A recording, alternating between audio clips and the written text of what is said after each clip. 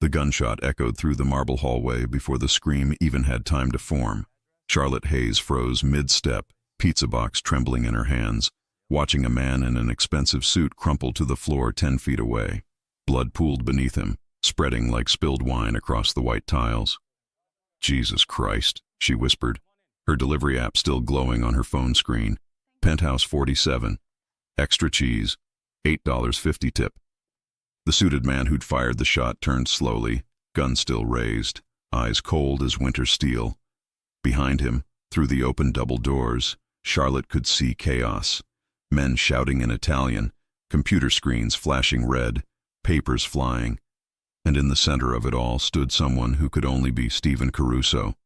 The Mafia boss looked nothing like the movies, no slicked back hair or gold chains. Just a man in his late 30s, shirt sleeves rolled up, tie loosened, staring at a wall of monitors like they held the secrets to his own execution. His jaw was clenched so tight Charlotte could see the muscle jumping beneath his skin. "Boss," the gunman called out, still watching Charlotte. "We got a problem." Stephen's head snapped toward the doorway. His eyes found Charlotte's, and for a moment, the world reduced to just that connection. Dark brown meeting startled green. Predator assessing prey. "A pizza girl?" His voice was rough, Brooklyn accent bleeding through cultured edges. "You shot Marco over a fucking pizza girl?" "She saw. I don't care what she saw." Stephen crossed the room in 4 long strides. Up close, he was taller than Charlotte expected, broader. A scar cut through his left eyebrow, and his knuckles were scarred like he'd learned to fight before he learned to read. "You ordered pizza?" The gunman shifted uncomfortably. "Vinny did. Before everything went to hell." Charlotte's survival instincts finally kicked in. She thrust the pizza box forward like a shield. "Meat lovers with extra oregano. That'll be $18.50. Stephen's eyes narrowed. Then, impossibly, he laughed. It was a short, bitter sound. "You got balls, I'll give you that." He pulled out a money clip thick enough to choke a horse and peeled off 100. "Keep the change. Tony, get her out of here." But Charlotte wasn't looking at the money. She was looking past Stephen into the office, at the screens painting everything in urgent crimson, and she recognized the code scrolling across them. "That's a ransomware attack," she said quietly.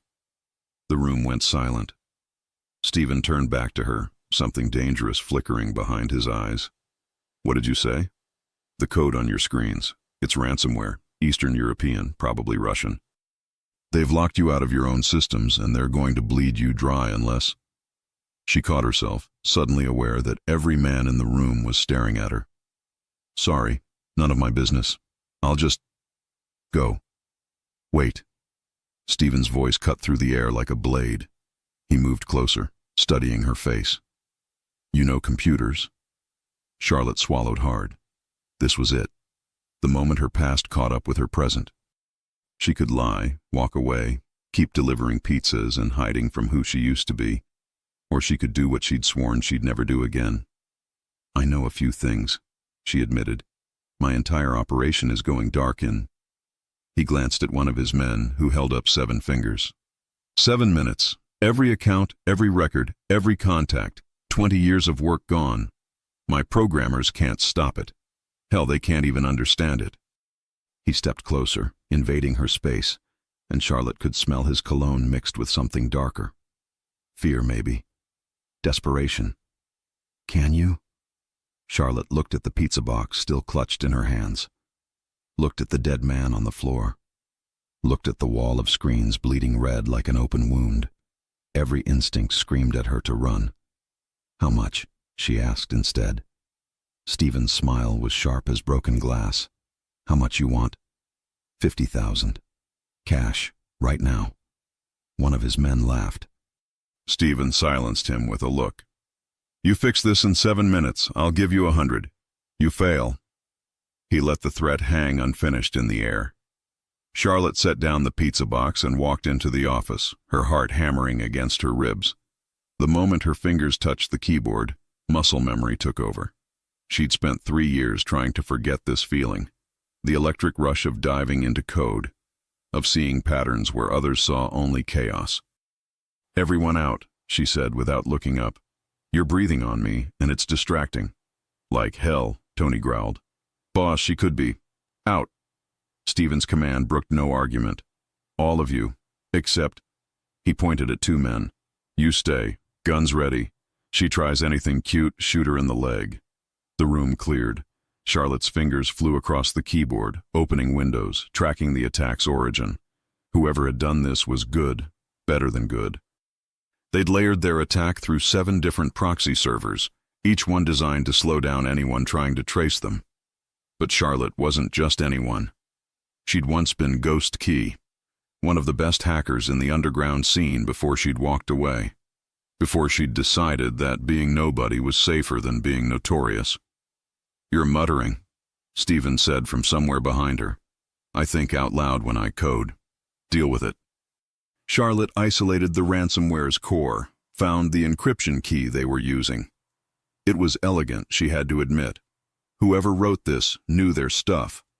They're not just locking your files, they're copying them. Every transaction, every name, every dirty secret you've got, they're stealing it all while you're panicking about the lock screen. Can you stop it? Stephen's voice was closer now, right behind her shoulder. I can try, but I need access to your backup servers. You do have backups, right? Of course Stephen stopped. Marco handled the backups. Charlotte glanced over her shoulder at the dead man in the hallway. The guy your people just killed? That wasn't Christ. Stephen ran a hand through his dark hair. The backups are on an external server, warehouse in Brooklyn. But if I send men now, they won't make it back in. He checked his watch. 4 minutes. Charlotte's mind raced. Without the backups, she'd have to crack the encryption in real time, which was like defusing a bomb while someone kept adding more wires. Possible, but the margin for error was razor thin. Tell me something, she said, still typing. Why'd your guy shoot Marco? Because Marco set this whole thing up. Stephen's voice went cold. My cousin. Worked for me for 15 years. And he sold us out to the Russians for what? A bigger cut? A promise of his own territory? He slammed his fist on the desk, making Charlotte jump. I should have seen it coming. Betrayal's always hardest to spot when it's close, Charlotte murmured, breaking through another layer of the attack. You trust someone long enough, you stop looking for the knife. You sound like you know from experience. Everyone's got a past. Charlotte isolated the final encryption layer. This was it. Break this, and she could regain control. But one wrong move and the entire system would corrupt, taking every bit of data with it into digital oblivion. I need silence, complete silence. For the next 90 seconds, nobody breathes loud. The room went dead quiet. Charlotte could hear her own heartbeat, feel sweat trickling down her spine. The code was beautiful in its viciousness, a masterpiece of destruction. She almost admired it. Then she found the vulnerability. Every programmer left one, whether they knew it or not. A signature, a tell, a tiny crack in the armor. This one had gotten cocky, reused a hashing algorithm Charlotte recognized from her old forums. Her fingers moved so fast they blurred, typing commands, redirecting processes, building a counterattack that would turn the ransomware against itself. The screens flickered once, twice, then everything went black. Charlotte's stomach dropped. Behind her, she heard the distinctive sound of guns being cocked. I swear to God, Stephen started. The screens blazed back to life, now glowing green. System restored. Access granted. All files intact. Charlotte fell back in the chair, her hands shaking. Done. The silence stretched for 5 full seconds. Then Stephen started laughing, really laughing, the sound echoing off the marble and glass. Holy shit, you actually did it. I want my money. Charlotte's voice came out steadier than she felt. Stephen pulled out his phone, made a call in rapid Italian. It'll be here in 10 minutes. Cash, unmarked bills, just like you asked. He looked at her differently now, like he was seeing her for the first time. What's your name? Your real name? Charlotte Hayes. And before you ask, yes, I really do deliver pizzas. She gestured at the computers. This isn't my life anymore. But it was once. It wasn't a question. Who were you?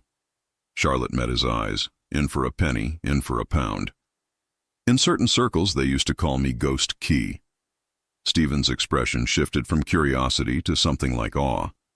Ghost Key? The one who took down the Markov banking network, who exposed the... That was a long time ago. Different person. Different life. Why'd you stop? Charlotte stood up, suddenly exhausted. Because I got tired of looking over my shoulder. Tired of wondering if every knock on the door was the FBI or worse. I wanted normal, boring, safe. She laughed bitterly, though apparently even delivering pizza isn't safe in this city. A man appeared in the doorway holding a black duffel bag. Stephen took it, checked the contents, then held it out to Charlotte. 100,000, as promised.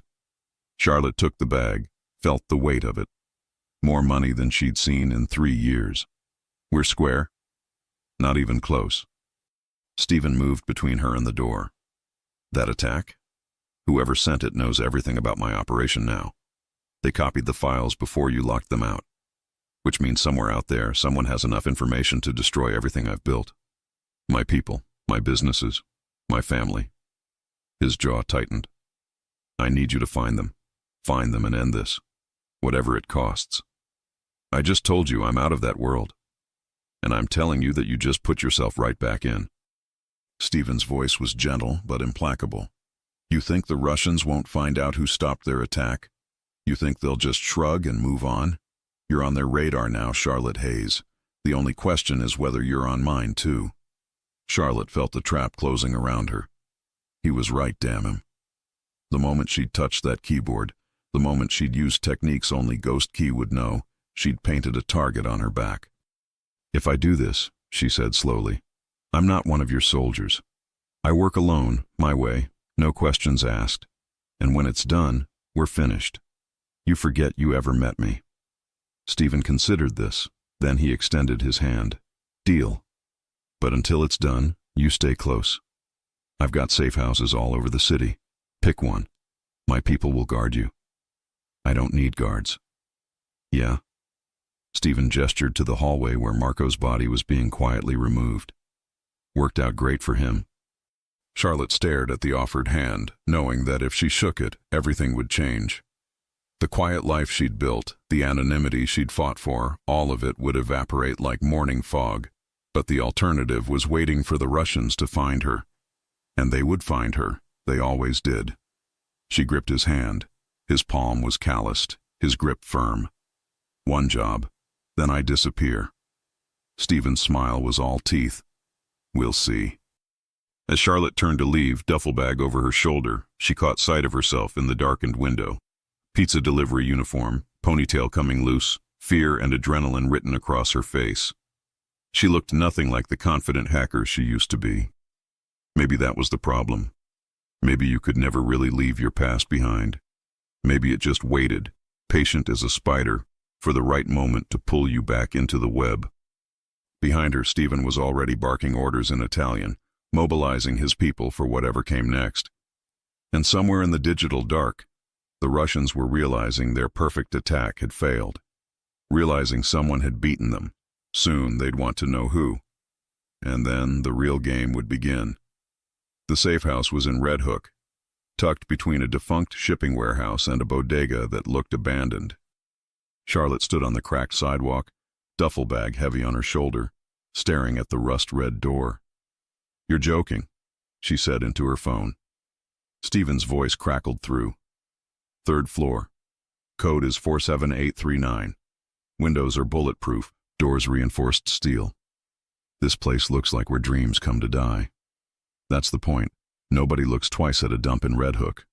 Background noise, voices arguing in Italian. I've got 4 men posted within 2 blocks. You won't see them, but they'll see anyone coming. Charlotte climbed the narrow staircase. The 3rd floor was surprisingly clean. Exposed brick, minimal furniture, and on a folding table sat 3 brand new laptops and enough equipment to outfit an intelligence agency. You've been busy, she said. I don't do things halfway. Stephen paused. Listen, about earlier.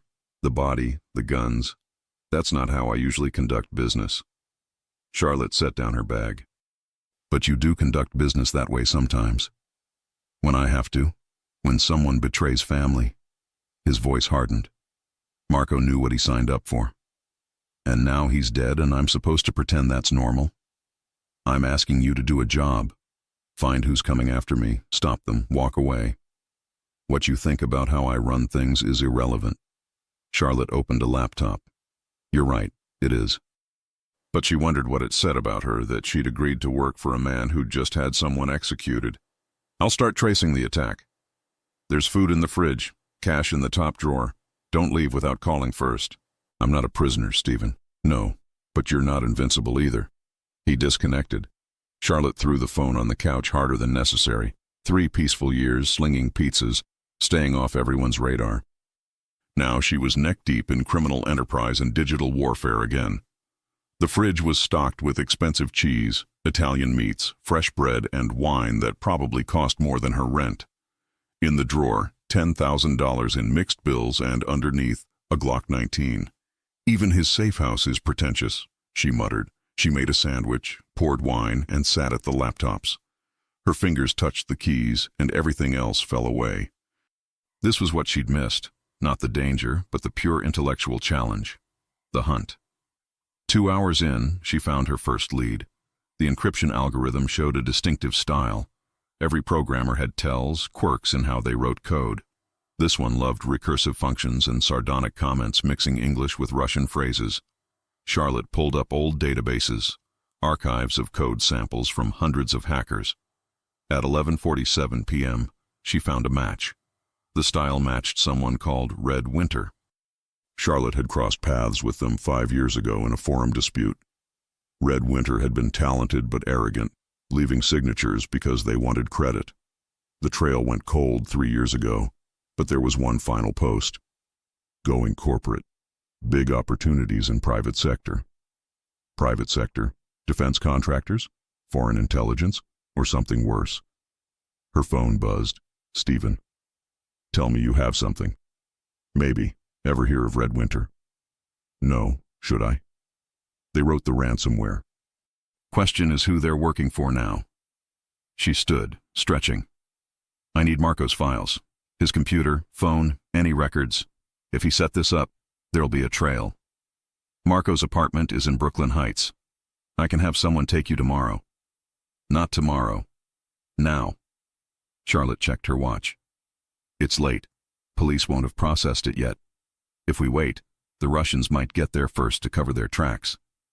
Silence. Then, I'll pick you up in 20 minutes. Come armed. Charlotte looked at the Glock. She'd never fired at another person, never wanted to, but she picked it up anyway, checked the magazine the way her father had taught her before he died. 20 minutes, she said. Stephen's black Mercedes purred through Brooklyn streets. He drove himself, no guards, just them cutting through the city's dangerous rhythm. You know how to use that? He nodded at the gun. Point and shoot, right? Not even close. Don't pull it unless you're ready to use it. Don't use it unless you're ready to kill. He turned onto Marco's street. You ever killed anyone, Charlotte? No.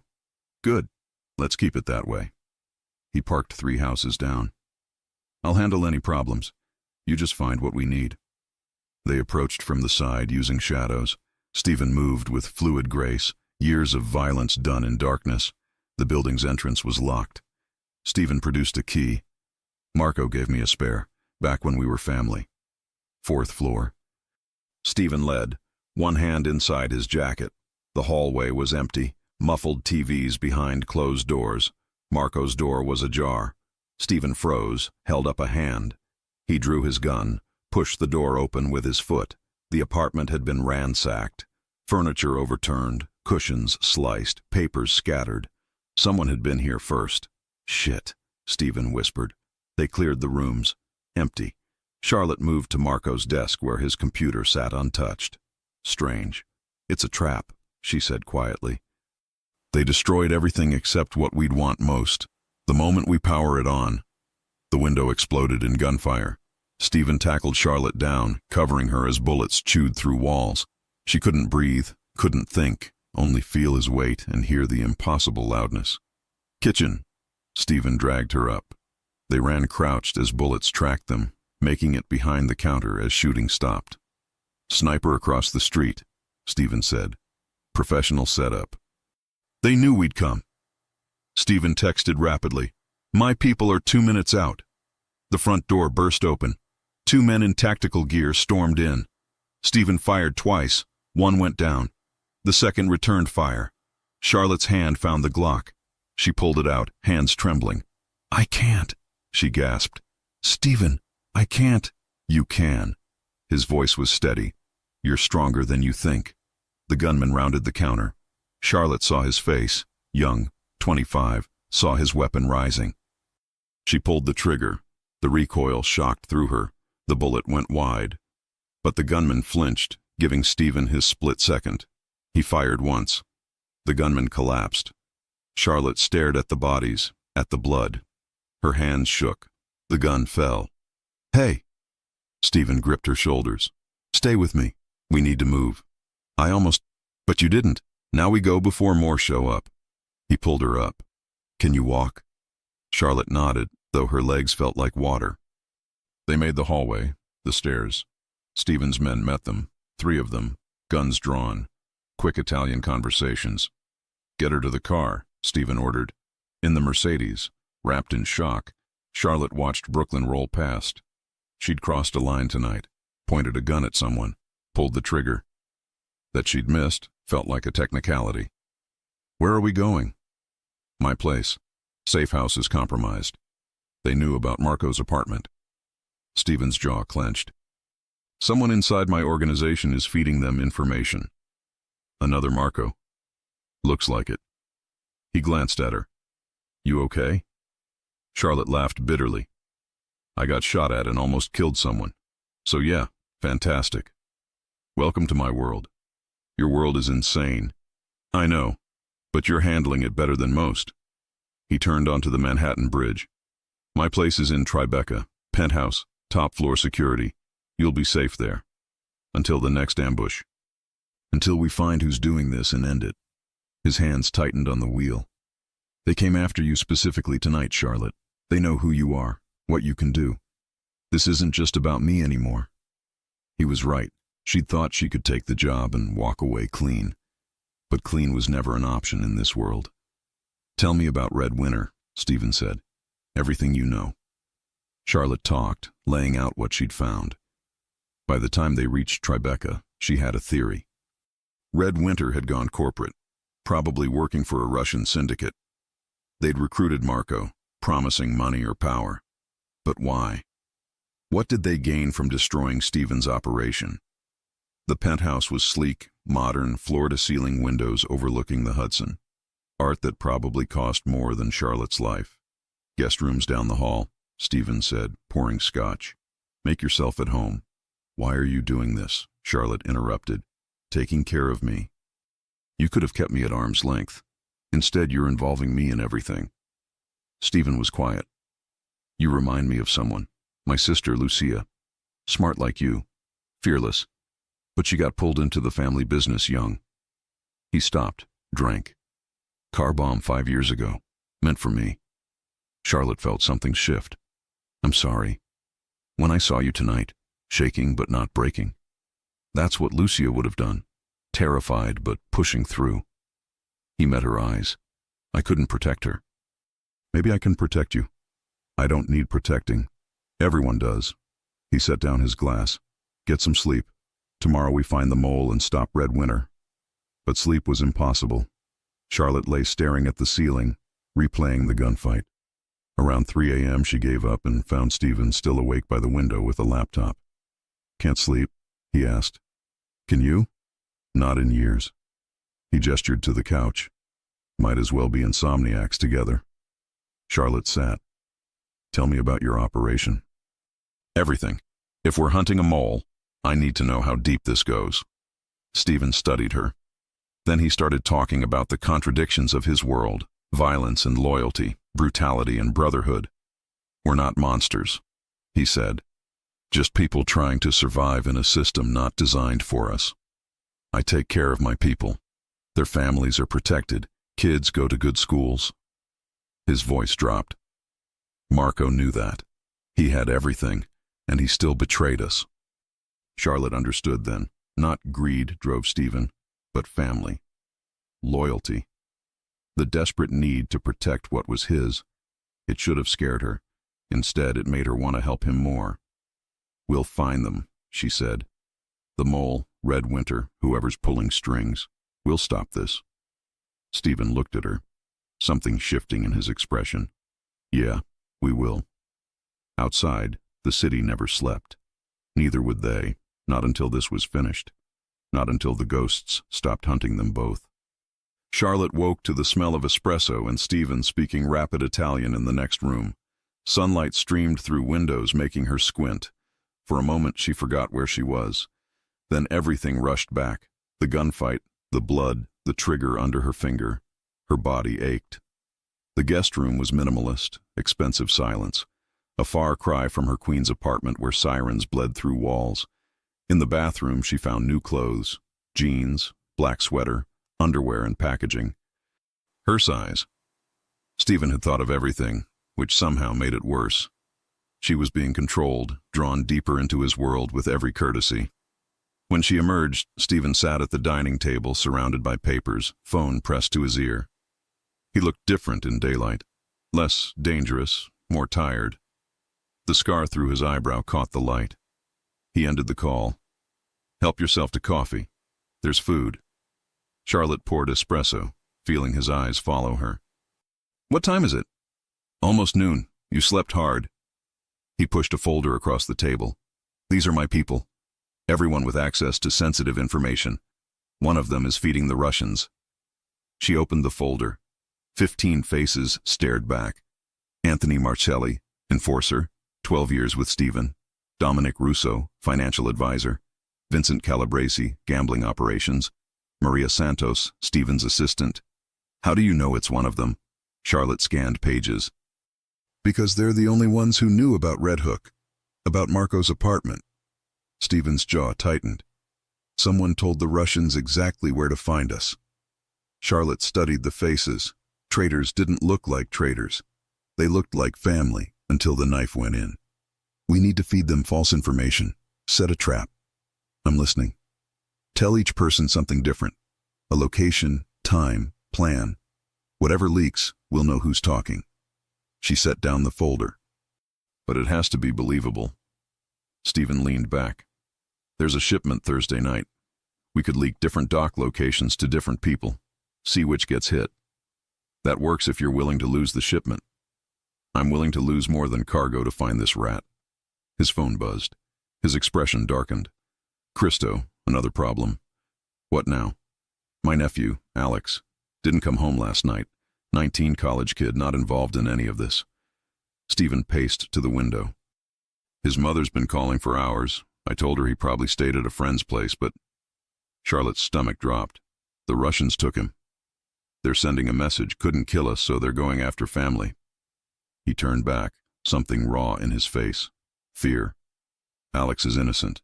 His mother begged me to keep him out, and I did. I kept my promise." "Can you track his phone?" "Turned off at 2 a.m. in Williamsburg. After that, nothing." Stephen's hands clenched. "If they hurt him..." "They won't. Not yet." Charlotte stood. "They took him for leverage. They want something, which means they'll make contact. When they do, we can trace it. And if they don't? If they just..." He couldn't finish. Charlotte surprised herself by walking over. "We'll find him, I promise." Stephen looked down at her. The mobster facade cracked. Just a man terrified for family. "You can't promise that. Watch me." She pulled out her phone. "Give me access to Alex's accounts. Social media, email, everything. People leave digital trails." For 3 hours, Charlotte dove into Alex Caruso's digital life. Engineering student at NYU, good grades, normal friends. Instagram showed study sessions and weekend parties. His last post, a textbook photo captioned, "Thermodynamics is trying to kill me." But in his email, Charlotte found something. A message from 4 days ago, sender scrambled but traceable. "We should talk about your uncle's business. Starbucks on Bedford, 8 p.m. Tuesday. He met with someone," Charlotte showed Stephen. "Tuesday night, 2 days before the attack." Stephen's face went pale. Alex wouldn't. He might not have known. They probably posed as journalists, asked innocent questions. Charlotte traced the IP address through proxy servers. But he gave them something, information about you. So this is my fault. It's not your fault that predators hunt for weak spots. Charlotte broke through the final proxy. Got it. Brighton Beach. Brighton Beach. Russian territory, not Stephen's turf. Stephen grabbed his jacket. I'm going there. That's exactly what they want. Charlotte blocked the door. You walk into Brighton Beach, you're declaring war on the Volkov Bratva. My nephew will die if you go in guns blazing. She held his gaze. Let me do this my way. I can find where they're holding Alex without them knowing. Stephen's phone rang. Unknown number. Speaker on. Yeah. A voice distorted. Stephen Caruso. We have something that belongs to you. If you hurt him, he's unharmed, for now. The voice was calm. We want 3 things. First, the money you stole from Dmitry Volkov 2 years ago. Second, the shipping routes through Red Hook. And third, a pause. The hacker. We want her. Charlotte felt ice flood her veins. Stephen's eyes met hers. You're insane, Stephen said. I'm not giving you 24 hours. After that, we start sending pieces of your nephew to his mother, starting with fingers. The line went dead. Silence crashed through the penthouse. They wanted her, specifically her. I'm not giving them anything, Stephen said quietly. Especially not you. Stephen? No. He faced her fully. They can have the money, the roots. But I'm not handing you over to be tortured and killed. It might be the only way to save Alex. Then we find another way. His voice was steel. I already lost Lucia. I'm not losing anyone else. Charlotte's mind raced. What if we don't give them the real me? Stephen frowned. What? They've never seen me face to face. They only know Ghost Key's reputation. What if we give them someone else? Someone who can pass long enough to get Alex back? A decoy. Bait. Charlotte pulled up her laptop. You must have someone who can handle themselves, smart enough to play the role. Stephen thought. Maria, my assistant. She's sharp, trained in self-defense, knows our operation. Can you trust her? With my life. She helped me build this from nothing. He paused. She's also Alex's godmother. She'd do anything to get him back. Charlotte nodded. We prep Maria, teach her tech jargon. Meanwhile, I track the Russians' digital footprint, find their safe house.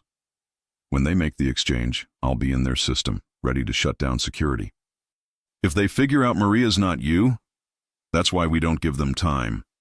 Charlotte was already planning the hack. The moment they have Maria, we move, fast. Get Alex out, get Maria out, burn their operation. Stephen walked to the window, weighing options, calculating costs. This was what he did, made impossible choices where every answer came with blood. All right, he finally said.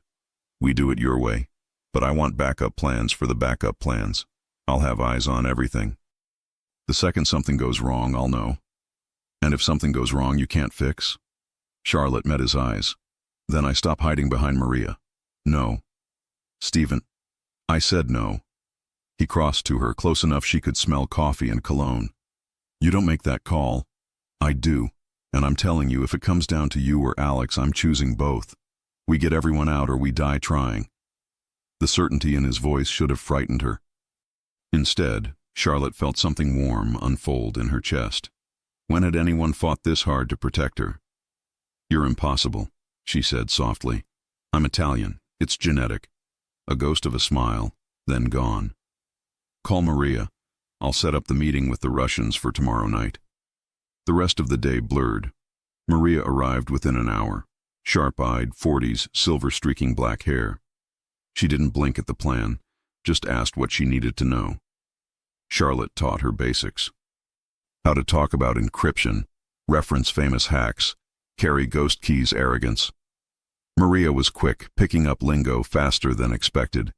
You've done this before, Charlotte observed. The acting. Maria's smile was thin. I've spent 20 years pretending to be just a secretary while running half of Stephen's operation. Playing a hacker for a few hours. Easy. While they worked, Stephen coordinated with his people. Plans within plans, escape routes and kill zones. The penthouse became a war room. Charlotte barely noticed evening falling. Her eyes burned from screens, fingers ached from typing. But she was close. The Russians' security was good, but nobody was perfect. She'd found 3 vulnerabilities. By tomorrow night, she'd own their network. Around midnight, Maria left. Stephen's people filtered out until just the 2 of them remained, surrounded by papers and empty cups and the weight of tomorrow. "You should sleep," Stephen said, though he made no move toward bed. "So should you. I'll sleep when Alex is home." He loosened his tie. "I keep thinking what I'll tell his mother if this goes wrong." Charlotte saved her work, closed the laptop. "You didn't make this choice. The Russians did. I made the choices that put him in their crosshairs. Every deal, every enemy, it all led here." Stephen's voice was raw. "Sometimes I wonder what life would look like if I'd gone straight. Normal job, normal wife, stayed far away from this. Would you have been happy?" He considered it. "No, probably not. This life, it's in my blood. My father ran these streets, his father before him." He looked at her. "But you had a choice. Why'd you really walk away?" Charlotte had known this question was coming. "I told you. I wanted normal. That's not the whole truth. Maybe because they might die tomorrow," she told him. "There was a job, 3 years ago, corporate espionage. The client wanted financial records from a pharmaceutical company, said it was about exposing price gouging." She wrapped her arms around herself. "Turned out they wanted research data for a cancer drug, sold it to competitors, delayed approval by 2 years. People died waiting, Stephen. People who could have been saved. That wasn't your fault. I stole the data. I didn't ask enough questions." Her voice cracked. "So yeah, I walked away. Because if I kept going, eventually I'd have blood on my hands that no amount of distance could wash off." Stephen was quiet. "You think I have blood on my hands. I think we both do. Different kinds, maybe." She looked at him. "The difference is you own it. You know what you are. Me? I've been running for 3 years. And now? Now I'm thinking you can't outrun your past. It just waits for you to stop looking over your shoulder." She stood, exhausted. "I'm going to try to sleep. Big day tomorrow." "Charlotte." Stephen caught her hand. His grip was warm, steady. "Thank you for staying when you could have run." She should pull away, maintain distance. Instead, she squeezed back. "Don't thank me yet. Wait until we all survive." In bed, staring at the ceiling, Charlotte wondered which would kill her first, the bullets or the past she'd tried to leave behind. The exchange was set for 11 p.m. at an abandoned fish processing plant in Red Hook. Charlotte had spent all day inside the Russians' network, mapping every camera, every door lock, every security protocol. Maria stood before the mirror in dark clothes matching Charlotte's style. Hair pulled tight, unnecessary glasses. The transformation was uncanny. "How do I look?" Maria asked. "Like someone who could ruin lives with a laptop," Charlotte said. "Perfect." Stephen coordinated on the phone. 20 soldiers around the perimeter, snipers on 2 buildings, 3 extraction teams ready. The kind of operation that could start a war. He hung up, face grim. "Everyone's positioned. Tony goes in with you, plays security." "If they search me? Find the wire?" Maria asked. "Improvise." Stephen's jaw tightened. "Buy time until we extract you." Charlotte pulled up security feeds on her laptop. "I've got eyes on everything. The moment you're inside, I'll shut down their escape routes." They left at 10:30, 3 cars moving through Brooklyn's darkness. Charlotte rode with Stephen, watching feeds. The plant looked abandoned, but infrared showed 15 people inside. "They brought an army," Charlotte said. Stephen's hands tightened on the wheel. "So did we." They parked 2 blocks away. Maria and Tony walked toward the plant like heading to execution. Charlotte's heart hammered as they disappeared through the entrance. Camera feeds showed them led into the main processing room. Rusted equipment, broken conveyor belts, and in the center, Alex sat bound and gagged, terrified but unharmed. "He's alive," Stephen breathed. A man stepped forward. Tall, broad-shaved head. Dmitry Volkov himself, head of the Russian Bratva. "The hacker," Dmitry said in accented English. "You don't look dangerous." Maria kept neutral. "Looks are deceiving, Dmitry." He smiled. "Brave words. Let's see if you're as good as your reputation. Hack into the NYPD database. Show me what Ghost Key can do." Charlotte's fingers flew. "Shit, he's testing her." "Can you do it from there?" Stephen asked. "I can try. Tell Maria to stall. 2 minutes."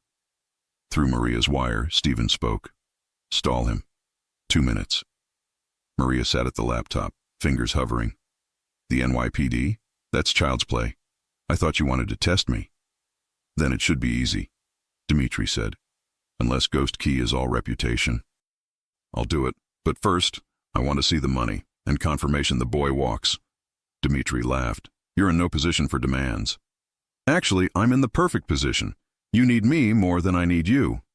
Maria leaned back. "Show me you're serious, or I walk." Charlotte broke through the NYPD's firewall. Maria's screen lit up with police records. She scrolled through information only someone with real access could see. Officer James Martinez, badge 4782. 3 complaints for excessive force. Bank account with $47,000 on a $65,000 salary. Want me to dig deeper? Enough. Dmitry studied her. You've proven your point. He turned to Alex. Cut the boy loose. A man moved toward Alex with a knife. Charlotte held her breath. Then Dmitry's phone rang. He answered, listened, and his face transformed into something terrible. That's interesting. Someone's been inside our network all day. Someone very talented watching through our own cameras. Charlotte's blood turned to ice. My tech guy says this hacker's style matches Ghost Key perfectly. The real Ghost Key. Dmitry pulled out a gun, pointing at Maria. Which means you're just a decoy. Everything happened at once. Maria dove behind equipment. Tony fired. Alex ran but was grabbed back. Gunfire erupted from all directions. Go, go, go! Stephen shouted, signaling his people to breach. Charlotte shut down the lights, locked exits. Camera feeds showed chaos. Stephen's soldiers pouring through windows, muzzle flashes in darkness. Maria's signal went dead, Charlotte said, panicking. Stephen was already out, gun drawn, running toward the plant. Charlotte grabbed her laptop and followed. Inside was a war zone. Bodies on concrete, air thick with gunpowder. Charlotte ducked behind a pillar. She saw Tony firing at 3 Russians, then Maria, dragging Alex toward a back exit. Then Dmitry appeared behind them, gun raised. Charlotte didn't think. She ran from cover, screaming Maria's name. Maria turned, saw Dmitry, pushed Alex down. The gun fired, once, twice. Maria jerked and fell. Tony shot Dmitry in the shoulder. Stephen's men overwhelmed the remaining Russians. Within seconds it was over, but Maria lay on concrete, blood spreading across her chest. Charlotte dropped beside her. No, no, no, Maria, stay with me. Maria's eyes were unfocused. Alex, is Alex? He's fine. You saved him. Charlotte pressed against the wounds. Just hold on. Stephen appeared, face white. Get a medic, now. Stephen, Maria whispered. Take care of my boys. Promise. You're going to be fine. But his voice cracked. Maria smiled weakly. Bad liar. Her eyes found Charlotte. You're good. For him. Keep him. Human. Then her eyes closed. A medic pushed Charlotte aside, started working. Chest compressions, equipment. Stephen pulled Charlotte back as she fought to return. The medic kept working, but Charlotte saw resignation in his face. Time of death, 11:47 p.m., he finally said. Stephen made a sound of raw grief. He sank beside Maria's body, took her hand. Charlotte stood shaking, unable to process. They'd won. They'd gotten Alex back. But Maria was dead, and it was Charlotte's plan that killed her. Tony approached Dmitry, still bleeding. Boss, what do you want us to do with him? Stephen stood slowly, something terrifying in his eyes. Take him somewhere private, somewhere no one will hear him scream. Wait. Charlotte found her voice. We need him alive. He can tell us who hired Red Winter. I know who's behind this. The Volkov Bratva. No. Dmitri's not smart enough for the ransomware attack. Someone else is pulling strings. Charlotte looked at Maria's covered body. She died for this. Don't waste it by stopping halfway. Stephen finally nodded to Tony. Take him to the warehouse. Keep him alive. For now. Outside, dawn broke over Brooklyn. Pink and gold sky, beautiful and wrong. Take Alex home, Stephen said to his men. Tell his mother he's safe. After Alex left, Charlotte and Stephen stood in the parking lot. It's my fault, Charlotte said. My plan killed her. No, Dmitri's bullet killed her. Stephen's voice was flat, and my choices brought us here. They drove back in silence.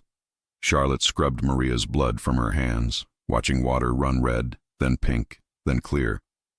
Stephen stood at the window with scotch. I need to call Maria's sons. You're right, Charlotte said quietly. I didn't know her, but I know she wouldn't want you starting a war. She'd want you to finish this smart. Stephen's mask cracked. He sat heavily, buried his face in his hands. Charlotte sat beside him, put her arm around his shoulders. He leaned into her, body shaking with silent sobs. After a long time, he pulled away. Maria would have liked you. She sounds like she was smart. The smartest. Some steel returned. Okay, we do this your way. We find Red Winter. But Charlotte, when we do, there won't be trials. Only consequences. I know. Her laptop chimed. An email to her secure account. The message was one line. Congratulations on surviving last night. But the real game is just beginning. RW. Red Winter had been watching the whole time. And now they were ready to make their move. Charlotte woke to the smell of espresso and Stephen speaking rapid Italian in the next room. Sunlight streamed through windows, making her squint. For a moment she forgot where she was. Then everything rushed back. The gunfight, the blood, the trigger under her finger. Her body ached. The guest room was minimalist, expensive silence. A far cry from her queen's apartment where sirens bled through walls. In the bathroom she found new clothes, jeans, black sweater, underwear and packaging. Her size. Stephen had thought of everything, which somehow made it worse. She was being controlled, drawn deeper into his world with every courtesy. When she emerged, Stephen sat at the dining table surrounded by papers, phone pressed to his ear. He looked different in daylight, less dangerous, more tired. The scar through his eyebrow caught the light. He ended the call. Help yourself to coffee. There's food. Charlotte poured espresso, feeling his eyes follow her. What time is it? Almost noon. You slept hard. He pushed a folder across the table. These are my people. Everyone with access to sensitive information. One of them is feeding the Russians. She opened the folder. 15 faces stared back. Anthony Marcelli, enforcer, 12 years with Stephen. Dominic Russo, financial advisor. Vincent Calabresi, gambling operations. Maria Santos, Stephen's assistant. How do you know it's one of them? Charlotte scanned pages. Because they're the only ones who knew about Red Hook, about Marco's apartment. Stephen's jaw tightened. Someone told the Russians exactly where to find us. Charlotte studied the faces. Traitors didn't look like traitors. They looked like family, until the night body shaking with silent sobs. After a long time, he pulled away. Maria would have liked you. She sounds like she was smart. The smartest. Some steel returned. Okay, we do this your way. We find Red Winter. But Charlotte, when we do, there won't be trials. Only consequences. I know. Her laptop chimed. An email to her secure account. The message was one line. Congratulations on surviving last night, but the real game is just beginning. RW. Red Winter had been watching the whole time, and now they were ready to make their move. Charlotte stared at the email, blood running cold. Red Winter wasn't just watching, they were taunting them. What is it? Stephen moved behind her to read the screen. They were there, watching everything. Charlotte's fingers flew across the keyboard, trying to trace the origin. They saw Maria die and they're treating it like entertainment. Stephen's hand gripped her chair. Can you find them? They're routing through proxies, but... Charlotte stopped, eyes widening. Wait, This is wrong. What's wrong? The routing pattern. Too obvious. Too easy to follow. She checked the code structure. Red Winter is better than this. They wouldn't leave such a clear trail unless it's a trap, Stephen finished, or an invitation. Charlotte sat back. They want me to follow this. They want me to find them. Why? Dmitri said something last night. He said his tech guy told him someone was in their network. She turned to Stephen. Red Winter was monitoring the Russians at the same time I was. They knew I'd be there. Stephen's jaw clenched. So they fed Dmitri the information about Maria. They got her killed on purpose. To draw me out, to make this personal. Rage built in Charlotte's chest. They're playing games and Maria was just a piece on the board. Then let's stop playing. Stephen pulled out his phone. I'm calling Tony. We make Dmitri talk. 2 hours later, they stood in a Queens warehouse. Cold concrete, stains Charlotte didn't want to think about. Dmitri sat in a metal chair, hands zip-tied, dried blood on his shoulder. Tony stood nearby with 2 armed men. When Stephen entered, Dmitri smiled. Stephen Caruso, come to finish what you started? Stephen pulled up a chair. I'm going to ask questions. You're going to answer. How this goes depends on your cooperation. Dmitri laughed. You think I'm afraid? I've been tortured by professionals. I'm not interested in torture. I'm interested in information. Who hired you? I don't know what you're talking about. Stephen nodded to Tony, who drove his fist into Dmitri's injured shoulder. The Russian screamed, chair tipping back.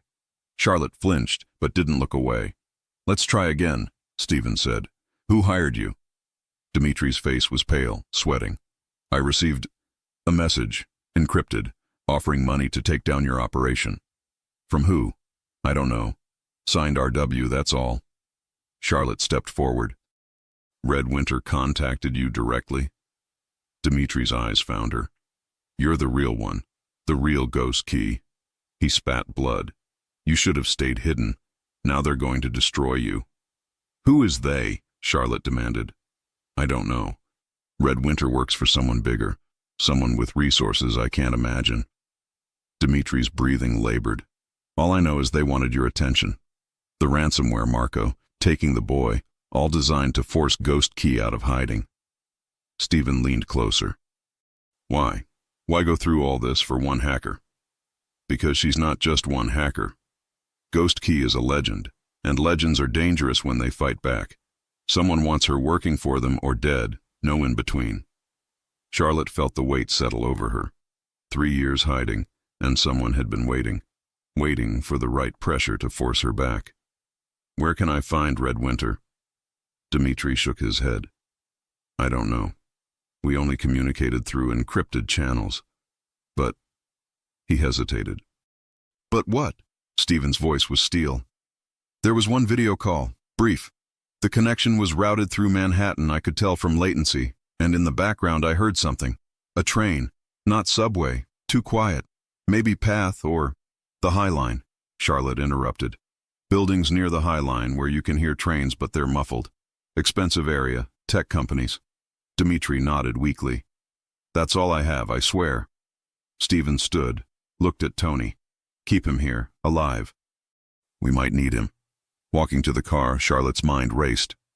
The High Line area, Chelsea, meatpacking district, hundreds of buildings. Can you narrow it down? If Red Winter made that call, there'll be a digital footprint. I just need to find it. She stopped. What happens to Dmitri when this is over? Stephen's expression was unreadable. Does it matter? It matters to me. I need to know what kind of man I'm working with. The kind who protects his own. Who makes sure threats are permanently neutralized. He met her eyes. You want me to say I'll let him go? After Maria? I want you to be honest. Honestly? When this is over, Dmitri disappears. Whether that's a hole in the ground or a flight to Russia depends on how useful he continues to be. Stephen opened the car door. Don't pretend you don't understand it. She did understand. That was the problem. Back at the penthouse, Charlotte dove into the search. 6 hours of painstaking work, cross-referencing thousands of data points. Finally, she found something. A call from a building on West 15th Street, routed through Red Winter's proxy servers. Got it, she said. Mixed-use development. Tech startups below, luxury apartments above. Stephen looked over her shoulder. Which unit? Working on it. Charlotte hacked the building's security, pulling access logs. Someone on the 8th floor is using enormous bandwidth, way more than normal. Apartment 8C, Stephen read. Registered to Winterborn Enterprises. Charlotte almost laughed. Winterborn, Winter. They want us to find them. Then we shouldn't keep them waiting. Stephen pulled out his phone. No. Charlotte grabbed his arm. That's what they want. Another trap like the fish plant. So what do you suggest? I go in alone. Digital reconnaissance first. Hack their systems from outside before we commit. Absolutely not. You're not going anywhere without backup. If we send your army, they'll disappear. She held his gaze. I can do this, Stephen. It's also how you get killed. Then come with me. Just you. We'll park nearby. I'll work from the car. Stephen considered, jaw tight. If anything suspicious happens, we leave. No heroics. Understood. They left at 10 p.m. in an unmarked sedan. The building was modern glass and steel, glowing against night. Stephen parked across the street with a clear view. Charlotte connected to the building's Wi-Fi, working through firewalls. She gained access to Apartment 8C's network. What she found made her freeze. Oh my God. What? Charlotte turned the laptop. The screen showed camera feeds, not from 8C but everywhere. Stephen's penthouse, the warehouse with Dimitri, the fish plant, even Red Hook. They've been watching everything. Charlotte whispered. Every location, every conversation. Stephen's face went white. How? Someone in your organization gave them access, planted cameras and bugs everywhere. Charlotte traced the surveillance network. Look at the timestamp. The surveillance started months ago, long before the ransomware, before Marco, before any of this. They've been planning this for months, Stephen said. Charlotte pulled up more files. Financial records, communication logs, operational plans. The scope was staggering. Then she found the file that changed everything. Ghost key, personal history. Charlotte opened it, heart sinking. Every detail of her life, her real name, family, father's death, every hack, every alias, information she'd never told anyone. They know everything about me, she said, voice shaking. Stephen read over her shoulder. Who is Red Winter? Who has this kind of information? Charlotte kept reading. Then she saw it, a name in the file notes, a name that made her world stop. No, she breathed. It can't be. Charlotte, what? I know who Red Winter is. She looked at Stephen, tears stinging. It's my brother. The silence was deafening. You don't have a brother, Stephen said carefully. Your file says you're an only child. My file is wrong. I had a brother. Daniel. 2 years older. Charlotte's hands trembled. He taught me everything about hacking. We worked together before I became Ghost Key. But then a job went wrong. Client turned out to be FBI. Daniel took the fall, went to prison so I could stay free. I visited the first year, but then he told me to stop. Said I reminded him of everything he'd lost. When did he get out?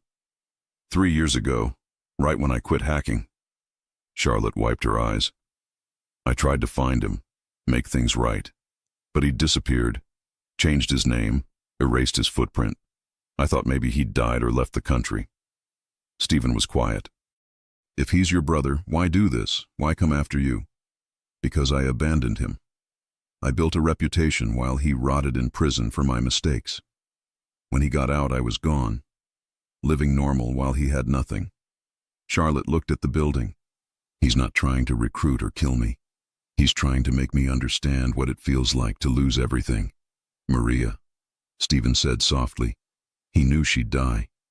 He wanted me to feel the guilt, the responsibility. Charlotte closed the laptop. He's not in that apartment. This is just another game. Then where is he? Charlotte thought through everything, the attacks, timing, messages. Suddenly she understood. The funeral, she said. Maria's funeral is tomorrow. He'll be there. How do you know?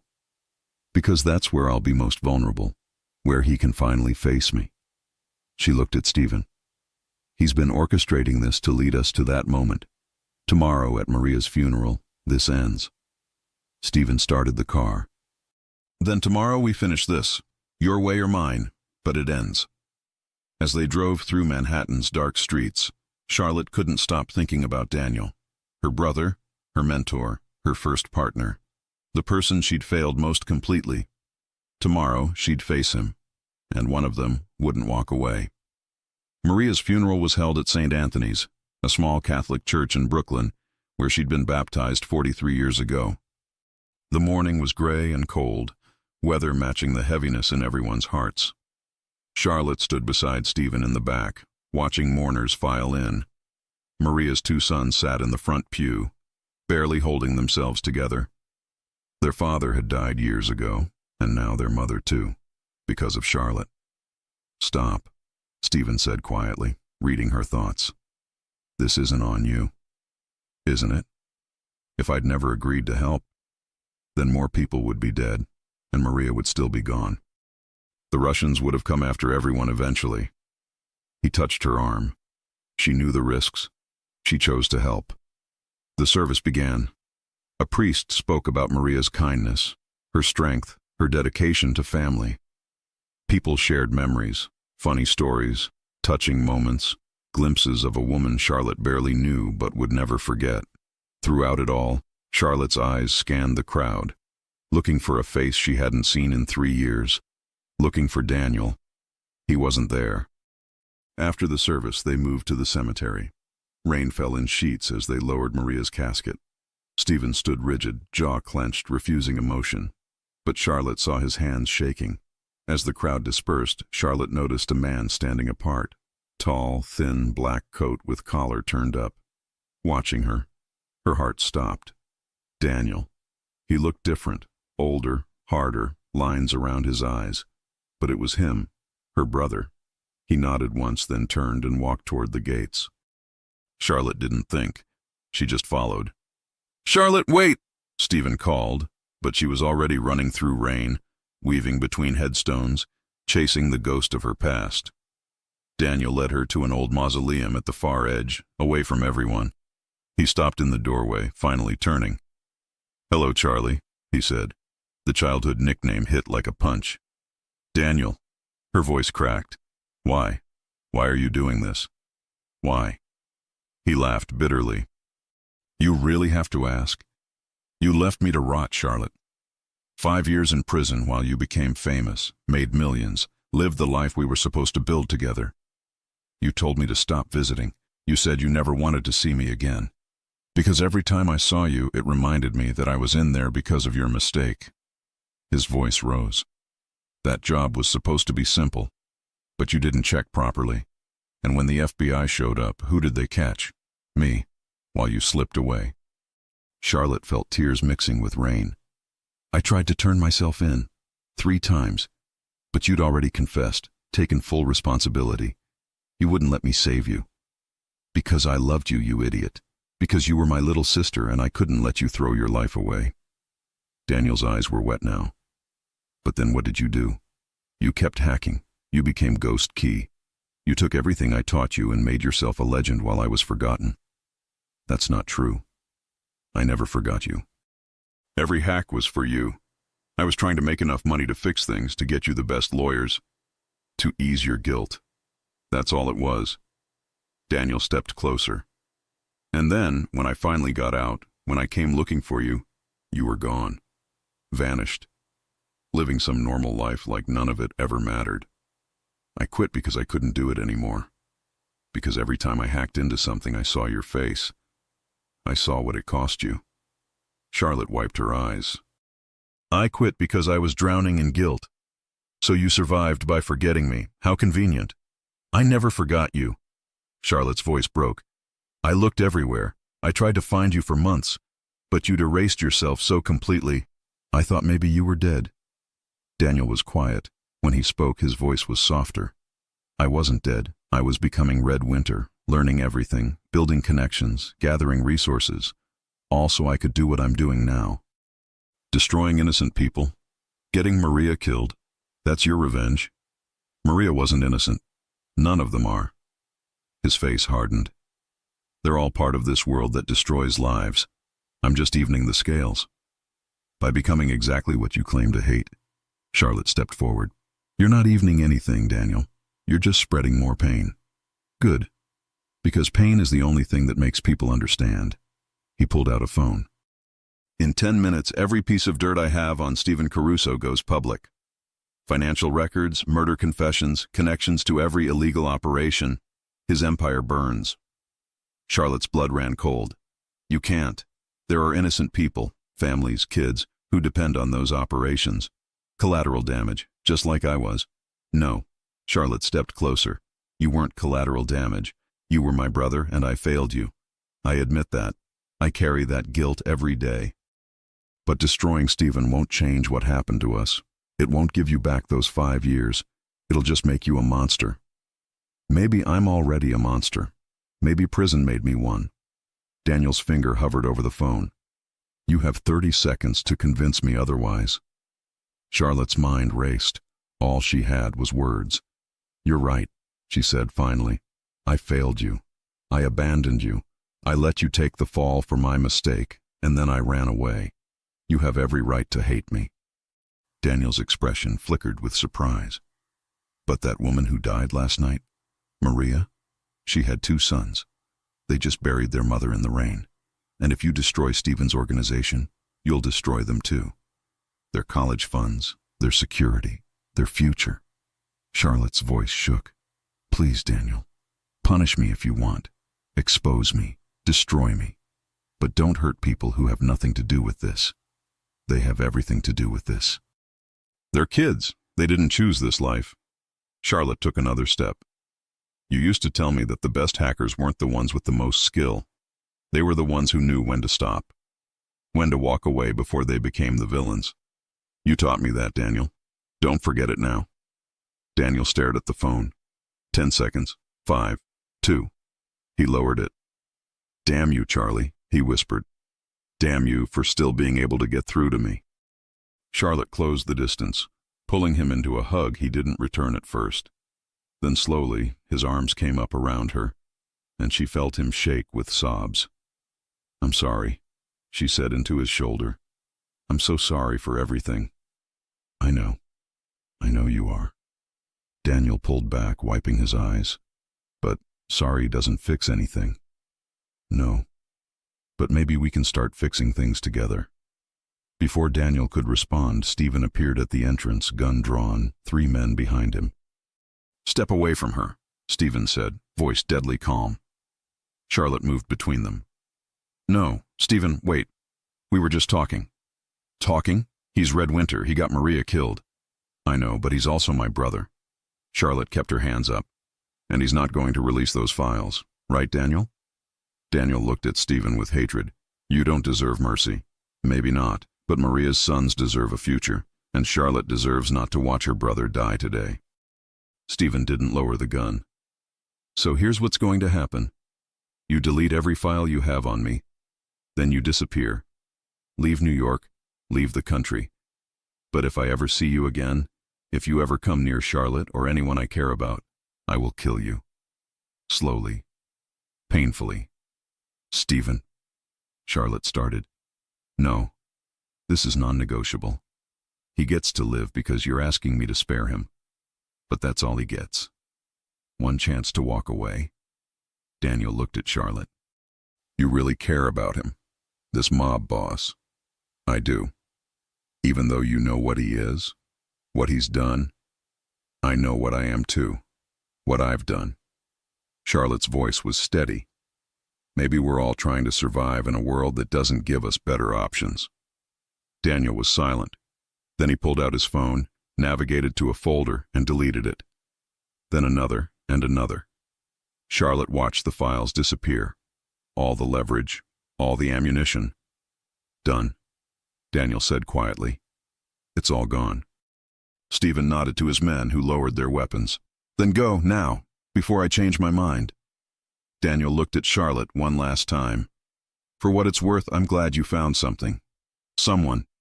even if I don't understand it. Daniel. Goodbye, Charlie. He walked past Stephen and out into the rain, disappearing between headstones like a ghost fading. Charlotte stood there, watching him go, feeling like a piece of her heart was walking away. Stephen came to stand beside her. Are you okay? I don't know. Ask me in a few years. She turned to him. Thank you for not killing him. I didn't do it for him. I did it for you. Stephen's expression softened. Though I reserve the right to regret this decision. Charlotte managed a small smile. That's fair. They walked back through the cemetery together, past Maria's fresh grave, past mourners under umbrellas. Stephen's men fell in behind them. What happens now? Charlotte asked. Now we make sure Daniel actually leaves. I've got people tracking him. If he stays in the city, if he breaks his word, then... Stephen left the threat unfinished. And if he keeps his word? Then we move on. We rebuild. We figure out how to live with everything we've done. Stephen stopped, turned to face her. Charlotte, I need to know. Are you going to disappear again? Go back to delivering pizzas? Charlotte thought about it. About 3 years of hiding, pretending. About the past week of violence and loss, and finding parts of herself she'd buried. No, she said finally. I don't think I can go back. But I don't know what moving forward looks like either. Maybe we figure it out together. Stephen held out his hand. I know my world is dangerous, but if you want to stay, if you want to help me build something better, I'd like that. Charlotte looked at his offered hand, at the scars on his knuckles, at the strength and gentleness combined. She took his hand. Okay, she said. Together. But Stephen, if we're doing this, we do it differently. No more secrets. No more treating people as disposable. That's a tall order for a mob boss. Then maybe it's time to be something other than just a mob boss. Stephen smiled, a real smile. You're going to be trouble, aren't you? Definitely. Good. I hate being bored. They walked out together, rain falling around them, washing away blood and grief. Behind them, Maria rested in peace. Ahead, the future was uncertain and dangerous, but for the first time in 3 years, Charlotte felt like she was exactly where she was supposed to be, even if it was in the middle of organized crime, holding hands with a man who'd killed people, planning to rebuild an empire from the inside out. Life was complicated, but at least it was real. 3 months after Maria's funeral, Charlotte stood in what used to be a warehouse in Queens. Now it was something else, part tech hub, part community center, part legitimate front for Stephen's operations. You're sure about this? Stephen asked, watching workers install computer equipment. I'm sure. Charlotte ran her hand along a desk. We can't change everything overnight, but we can start. Job training programs, coding classes for kids in the neighborhood, legitimate tech consulting. We use what we're good at to actually help people. Stephen looked skeptical. And you think my people will go for this? Half of them have been running numbers and moving cargo their whole lives. Then we teach them new skills. The world's changing, Stephen. Either we change with it, or we get left behind. Charlotte pulled up a spreadsheet on her laptop. Look, I've already got contracts with 3 companies who need cybersecurity consulting. Legitimate work, good money. We can funnel profits back into the community programs. And when the other families find out I'm going soft, when they see this as weakness, Charlotte closed the laptop and faced him. Then we show them it's not weakness, it's evolution. You said you wanted to build something better. This is how we start. Stephen was quiet for a long moment, looking around the space. Finally, he nodded. All right, we try it your way. But Charlotte, if this blows up in our faces... It won't. She said it with more confidence than she felt. Charlotte smiled. Marco had been skeptical at first, convinced he was too old to learn. Now he taught 3 classes a week and talked about getting his teaching certificate. How's it going? Stephen asked, coming up beside her with 2 coffee cups. Better than expected. We've got a waiting list now. Kids from all over the borough. Charlotte took the coffee. Google sent a recruiter last week looking for interns. From our program? Stephen raised his eyebrows. That's impressive. That's the point. We give these kids skills, connections, a way out. Charlotte watched one girl, Rosa, 16, brilliant with algorithms, debug another student's code. Rosa got accepted to MIT yesterday, full scholarship. Stephen's expression softened. Maria would have loved this. I know. I think about her every time I walk in here. Charlotte turned to him. We should do something. A scholarship in her name. Consider it done. I'll have the lawyers set up the foundation this week. Stephen checked his phone. We've got that meeting with the other families in an hour. You ready? The meeting was at a restaurant in Little Italy, neutral territory. Stephen had called it to formally announce the changes in his operations, the shift toward legitimate business, the community programs. Some would see it as weakness, others as evolution. Either way, this meeting would determine whether they'd be allowed to change or forced to defend their territory. They arrived early. The private room had a long table, 6 chairs. Stephen took the head.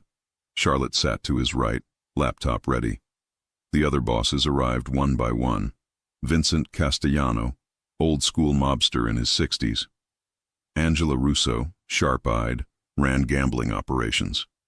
David Chen, youngest at 42, managed import-export. And finally, Nikolai Volkov, who'd taken over Russian operations after Dmitry disappeared. Nikolai's eyes found Charlotte immediately. So this is the famous ghost key. The woman who brought down my cousin. Your cousin brought himself down, Charlotte said evenly. I just helped clean up the mess. Nikolai smiled, but there was no warmth. Perhaps you're more dangerous than you look. Thank you for coming, Stephen said, cutting through tension. I know there have been rumors about changes I'm making. I wanted to address those directly. Rumors? Vincent leaned back. Stephen, you've gone soft. Community centers, job training. This isn't how we do business. It's how I do business now.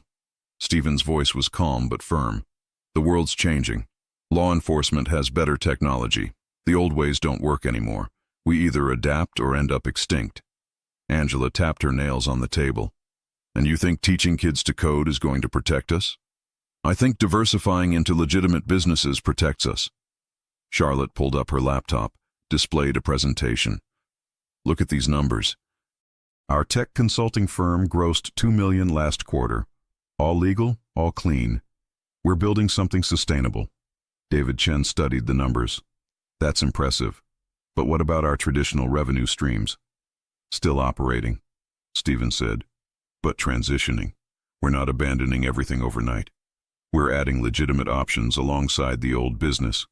Think of it as insurance. Insurance against what? Nikolai asked. Against being who we are. Against becoming irrelevant. Stephen leaned forward. My grandfather started this organization to protect his people, to give them opportunities. That mission hasn't changed.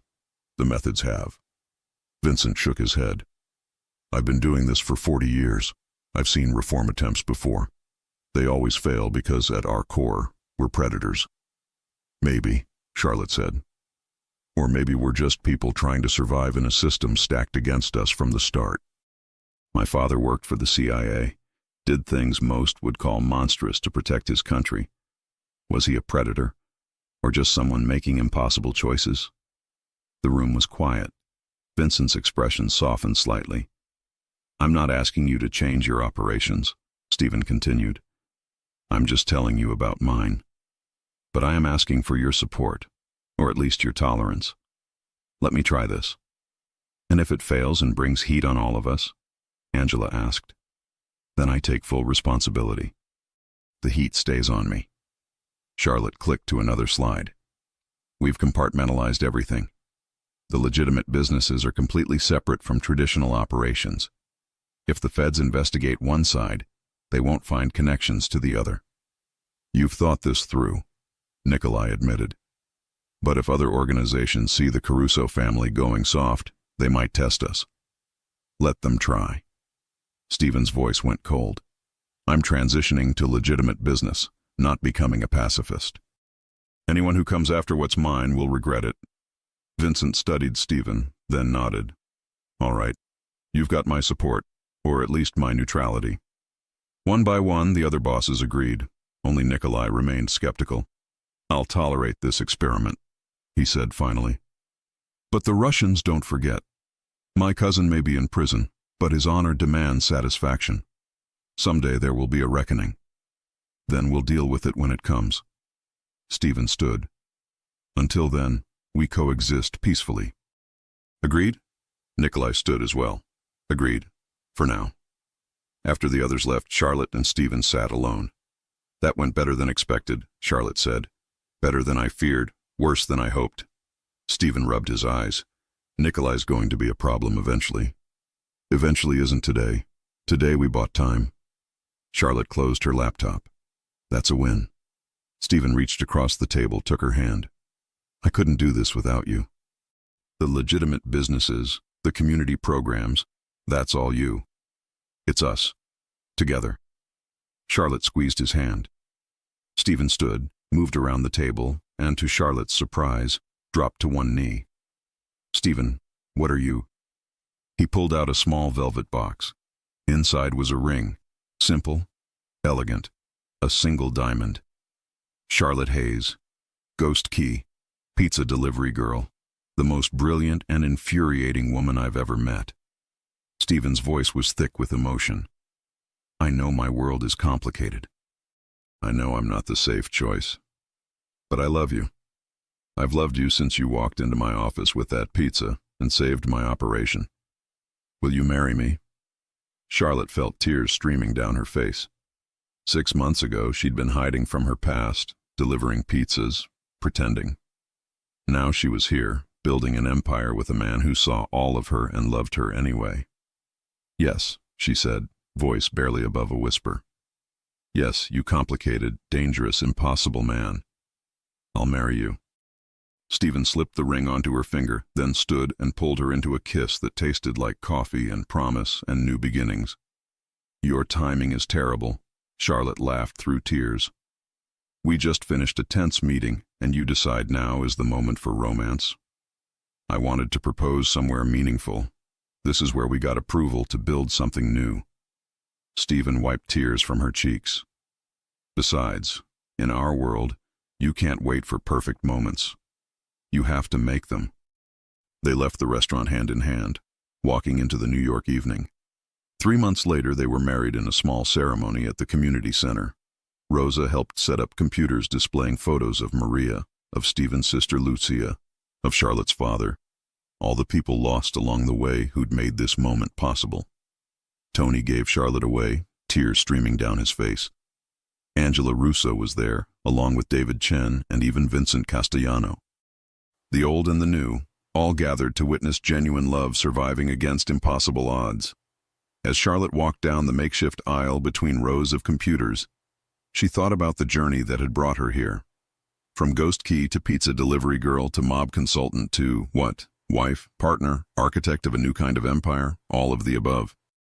When she reached Stephen, when he took her hands and smiled at her with that mix of love and mischief, Charlotte knew she'd made the right choice. "Ready?" the priest asked. Charlotte looked at Stephen, at the community they'd built, at the future stretching ahead. "Ready," she said. And she was. The past had brought her here, through prison and betrayal, through loss and redemption, through code and chaos. But the future was theirs to write, one line at a time.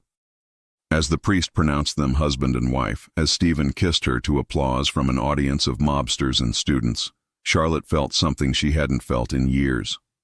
Hope. Not naive hope, but the hard-earned hope of someone who'd seen darkness and chosen to build light anyway. Outside, the New York sun set over Queens, painting the sky gold and crimson. And in a community center that used to be a warehouse, surrounded by computers teaching kids to code their way out of poverty, Charlotte and Stephen began their life together. It wouldn't be perfect. Nothing ever was. But it would be theirs.